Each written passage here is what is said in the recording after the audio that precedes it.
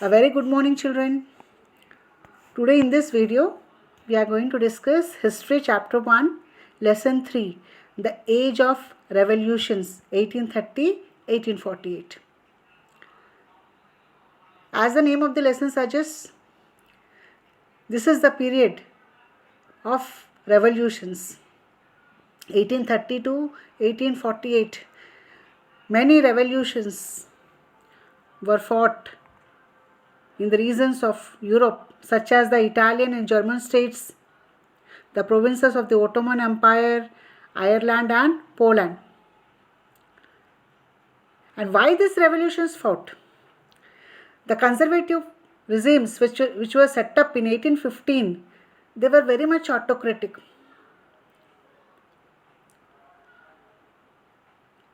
And these liberal nationalists, they were against to these conservatives. And the liberal nationalists, they belonged to the educated middle class elite, among whom were professors, school teachers, clerks, and members of the commercial middle classes. Now coming to the revolutions. As every time happens, here the first upheaval has happened in France. It took place in France in July 1830. The first revolution. The Bourbon kings who had been restored to power during the conservative reaction after 1815 were now overthrown by liberal revolutionaries who installed a constitutional monarchy with Louis Philippe at its head.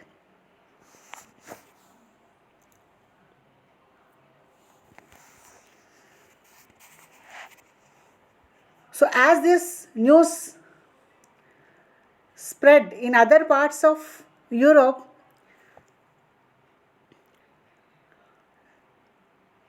revolutions started in those regions also. So when Franz sneezes, Metternich once remarked that the rest of the Europe catches cold. So if anything happens in France, easily it will spread to other parts of Europe. So the same thing happened in Belgium. The July Revolution sparked an uprising in Brussels, which led to Belgium breaking away from the United Kingdom of Netherlands. So because of this July Revolution, Belgium became independent. Belgium was under United Kingdom of Netherlands. Now coming to another revolution.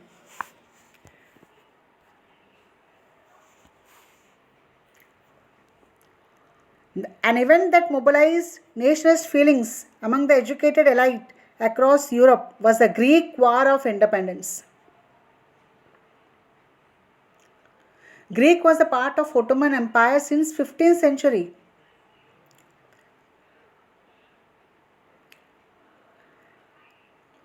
The growth of revolutionary nationalism in Europe sparked off a struggle for independence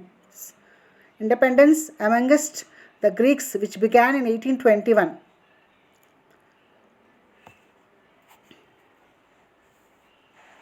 And the nationalists in Greece, they got support from other Greeks living in exile and also from many West Europeans who had sympathies for the ancient Greek culture. Poets and artists lauded Greece as the cradle of European civilization and mobilized public opinion to support its struggle against a Muslim empire. And finally, Treaty of Constantinople 1832 recognized Greece as an independent nation. So this is about the Greek War of Independence. Now coming to the romantic imagination and national feeling. So, what is Romanticism? Romanticism is a cultural movement which sought to develop a particular form of nationalist sentiment.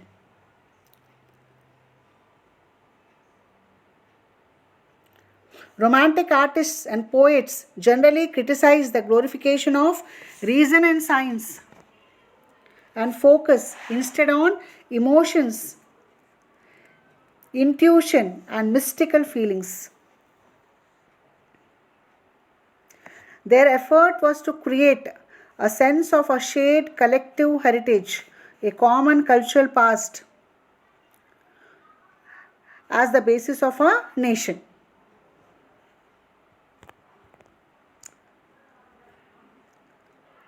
So, one of our romantic German philosopher called as Johann Gottfried Herder claimed that the true German culture was to be discovered among the common people, Das Volk. It was through folk songs, folk poetry, and folk dances that the true spirit of the nation, Volksgeist, was popularized.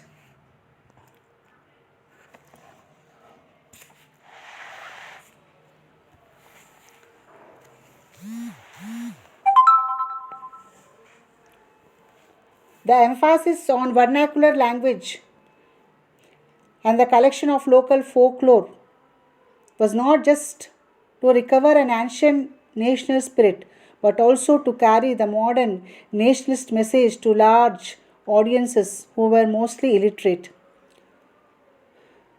So this all happened especially in the case of Poland.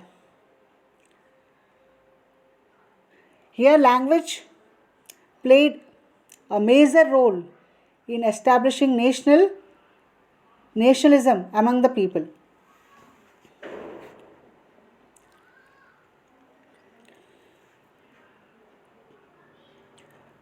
Poland had been partitioned at the end of 18th century by the great powers.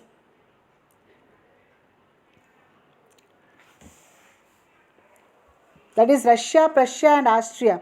So even though Poland too no longer existed as an independent territory, national feelings were kept alive through music and language. So even though it was partitioned, now it was no longer independence, but the national feelings were alive in the hearts of the people and they love their language very much.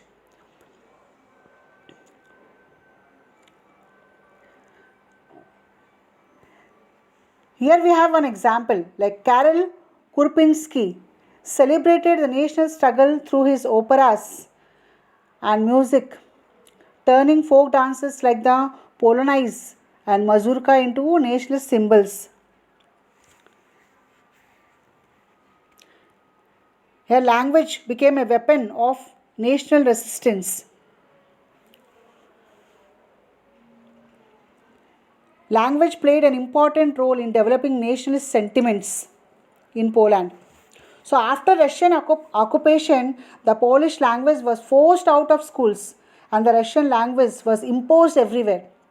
In 1831, an armed rebellion against Russian rule took place, which was ultimately crushed.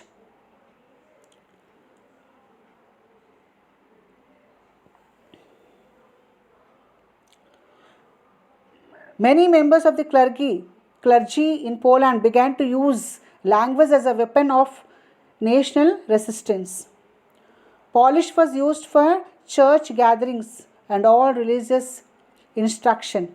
So, as a result, a large number of priests and bishops were put in jail or sent to Siberia by the Russian authorities as punishment for the refusal to preach in Russian.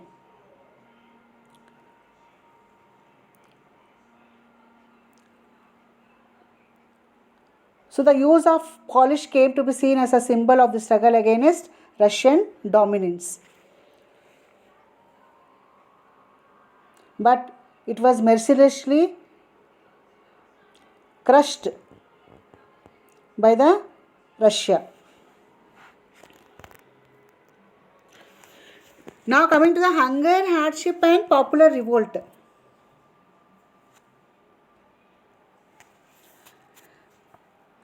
The 1830s were years of great economic hardship in Europe.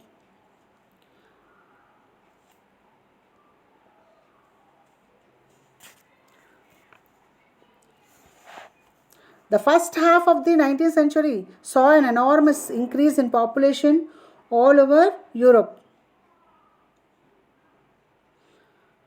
In most countries, there were more seekers of job than employment.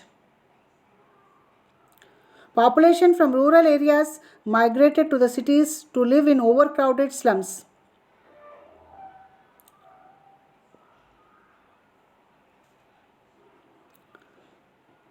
Small producers in towns were often faced with stiff competition from imports of cheap machine made goods from England, where industrialization was more advanced than on the continent.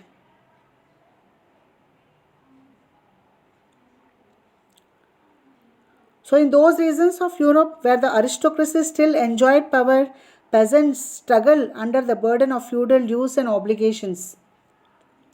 The rise of food prices or a year of bad harvest led to widespread pauperism in towns and country.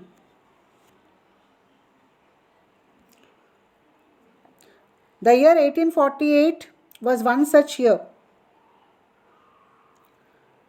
Food shortages and widespread unemployment brought the population of Paris out on the roads.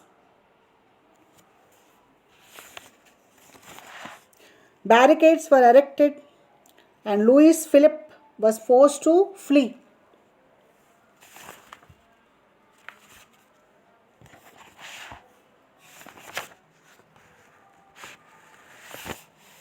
A National Assembly proclaimed a republic, granted suffrage to all adult males above 21, and guaranteed the right to work. National workshops to provide employment were set up.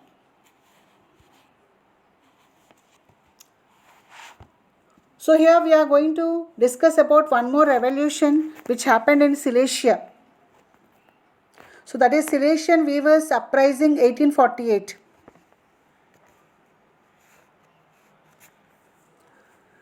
Weavers in Silesia had led a revolt against contractors who supplied them raw materials and gave them orders for finished textiles but drastically reduced their payments.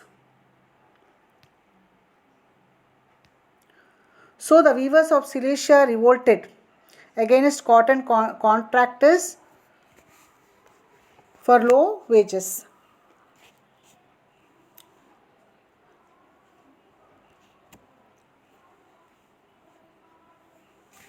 But this revolution was also crushed.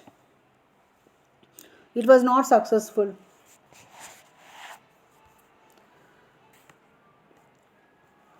So here we are going to learn about outcome of the revolt. So weavers' demands were not considered. They were treated with threats with the help of army. And 11 weavers were shot dead.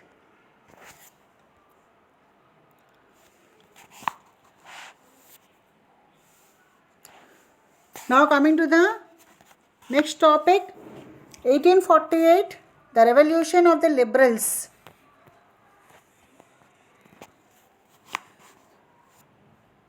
So till now we have learned about the revolts of the poor, unemployed and starving peasants and workers in many European countries in the year 1848.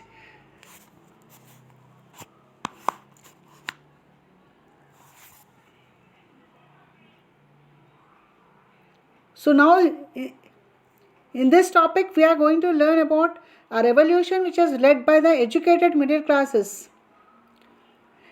Events of February 1848 in France had brought about the abdication of monarch and a republic based on universal male suffrage had been proclaimed.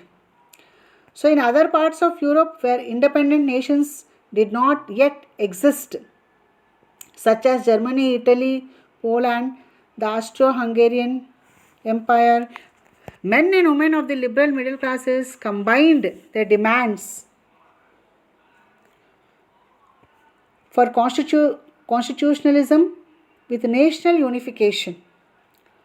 So they want constitutional monarchy, at the same time they also want national unification. And they took advantage of the growing popular unrest to push their demands for the creation of nation state on parliamentary principles, a constitution, freedom of the press, and the freedom of association.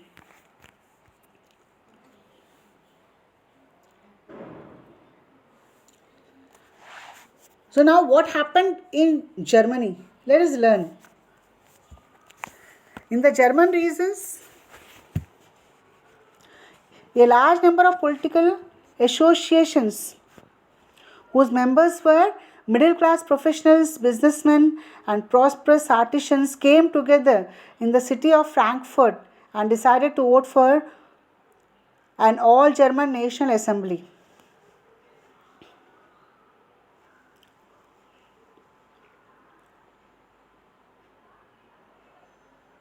On 18th May 1848, 831 elected representatives marched in a festive procession to take their places in the Frankfurt Parliament convened in the Church of St. Paul. They drafted a constitution for German nation to be headed by a monarchy subject to the parliament. So they offered Friedrich William IV, King of Prussia, to become a constitutional monarch. But the king rejected and joined other monarchs to oppose the elected assembly. So he don't want actually to become a constitutional monarch. So while the opposition of the aristocracy and military became stronger, in this way what happened here? He joined with the other monarchs who also opposed this constitutional monarchy. And in this way, this aristocracy and military became stronger. And the social basis of parliament eroded. So there was no support to the parliament. So it got eroded. The parliament, now it was dominated by the middle classes who ignored the demands of the workers and artisans. And in this way, they lost the support of the workers and artisans. And finally, troops were called and the assembly was forced to disband.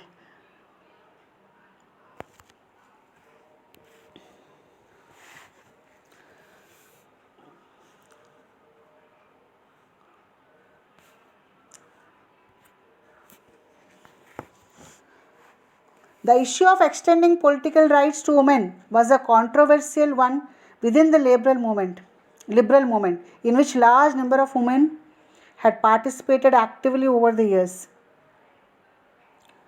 Women had formed their own political associations, founded newspapers, and taken part in political meetings and demonstrations. Despite this,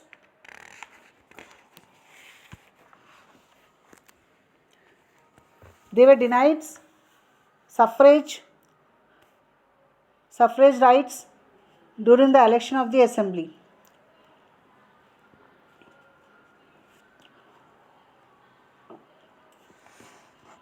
So though conservative forces were able to suppress liberal movements in 1848, they could not restore the old order.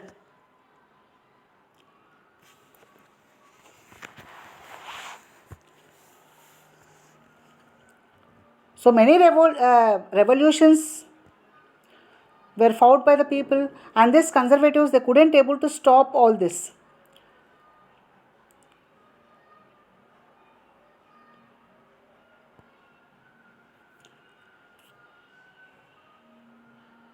So monarchs were beginning to realize that the cycles of revolutions and repression could only be ended by granting concessions to the liberal nationalist revolutionaries. If the revolutions should stop, they should give some concessions to these liberal nationalists. So, in the years after 1848, the autocratic monarchies of Central and Eastern Europe began to introduce the changes that had already taken place in Western Europe before 1815. Serfdom and bonded labor were abolished both in the Habsburg dominions and in Russia. Habsburg rulers granted more autonomy to the Hungarians in 1867.